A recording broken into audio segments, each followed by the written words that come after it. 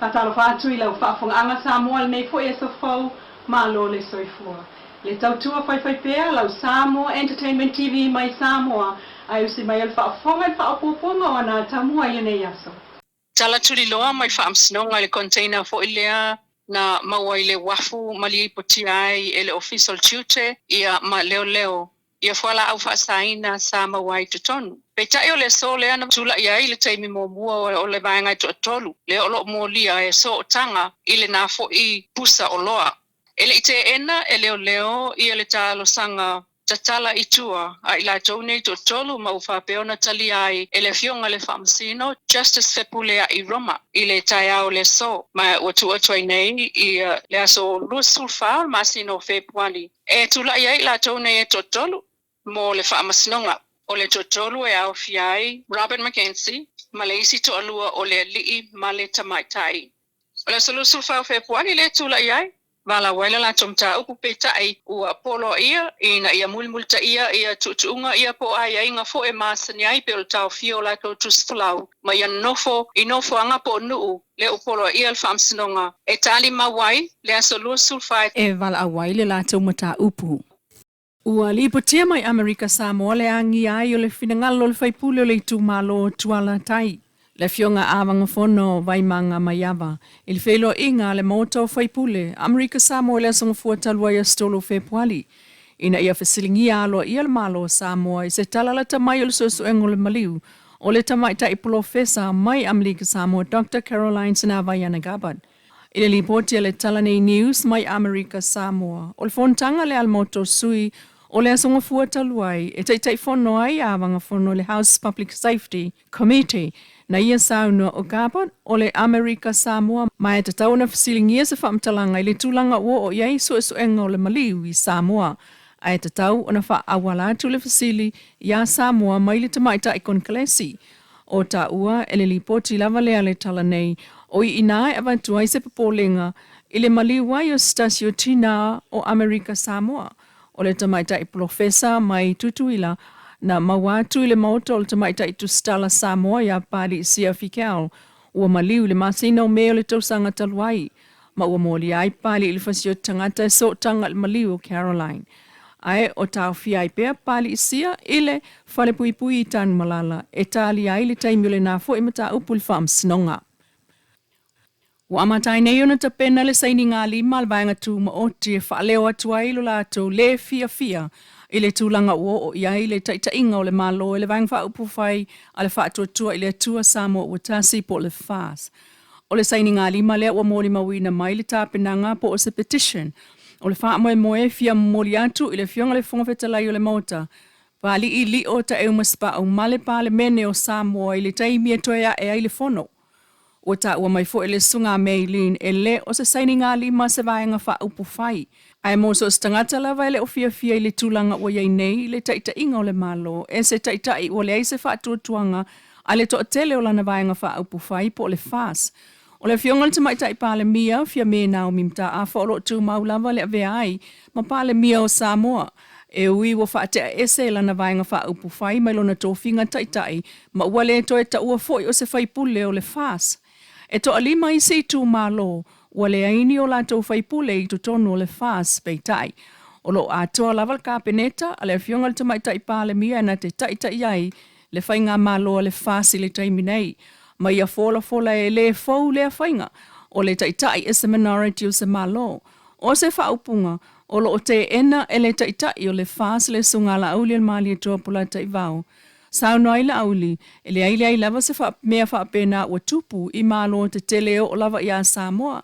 Vanga na ai taimi o tapuni il parliamene ai se caretaker government. O le vai aso taluai na whaanga solo I le saini ngā lima I sawa ima le vai aso nei, ai ua whaapena fo ina whaanga solo le saini ngā lima I le motu nei o upolu. O isi mata upu o lo ta ua le tāpenanga leo le saini ngā lima. O mata upu sa fola I le fasa o le ipale mai e taita I le malo e pe o whanua. O le palota mai o tangata Samoa I whawha mal teu ngo swing o le whaamai.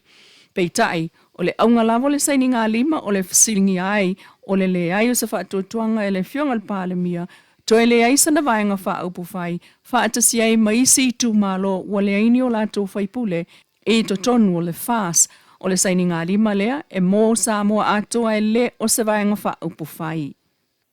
Inisi o tālau wha maonia ka pene tal saini o ni malienga se lua i le vāo le mtanga luenga o le soifua malolo ina ma le kampania le Medican Services Limited.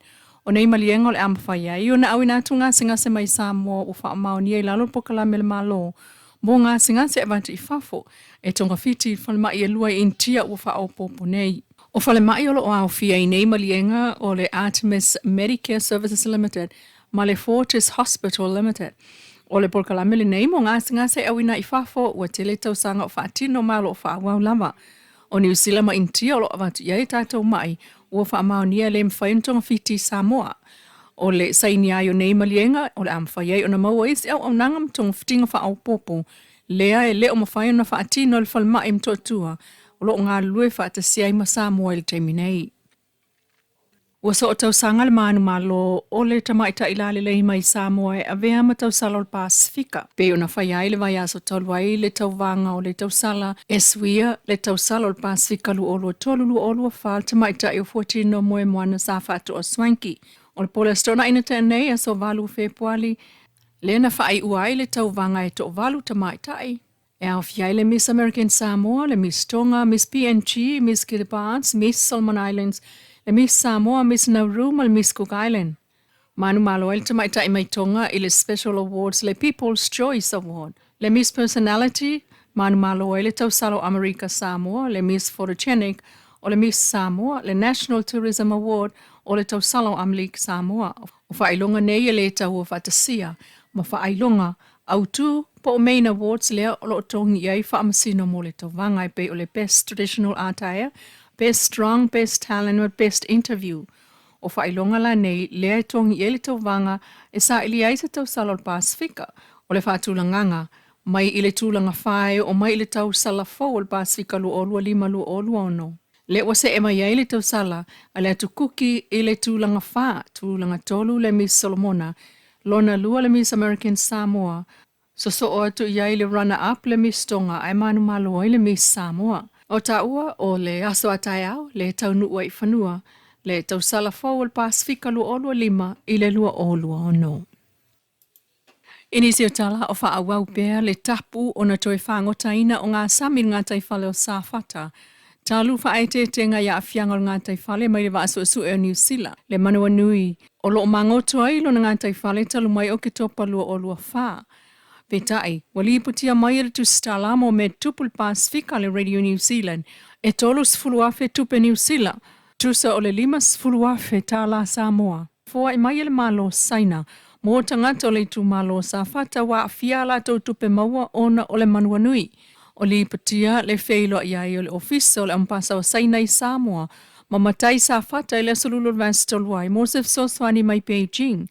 Mata wai e le fongo le tu malo le sunga tu ya pai pai le o tu stala o le lipoto le Radio New Zealand e le umi se taimi na whaatali ai i le ofisa o le ampasa saina a italiane ma ia whaaftai ai le fsoswani o le asolulu le ana feilo iai ai aso so ai ma watu le vala au e feilo a i le lima i le fiafi ma sau no fo i le fongo le tu malo i le lipoti la valea e le ngatai i fsoswani mai saina ai o le amatanga lea o isi pulo keti ma awala e fsoswani ane ai i a Sāwhata malona whaatinonga. Ai o le solulu vai so nei le feilo iai i le whainga e tuwhai le seleni.